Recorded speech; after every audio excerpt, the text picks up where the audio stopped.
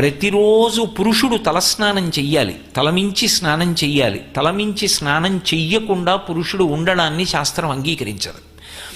ఎప్పుడు అంగీకరిస్తుంది అంటే ఏదైనా అనారోగ్యము చేత గ్రసింపబడితే, ఆయన బాధపడుతుంటే, శరీరము జ్వరపీడితమయ్యుంటే కంఠగత స్నానము. ఇక్కడి నుంచి స్నానం ఎప్పుడు అంటే ఒక్క ఆరోగ్యం బాగుండకపోతేనే. అది కూడా చెయ్యడానికి అంగీకరించకపోతే వైద్యుడు అలా కూడా స్నానం చేయకూడదు అంటే కటి ప్రాంతం నుంచి అంటే నడుం దగ్గర నుంచి స్నానం చెయ్యాలి.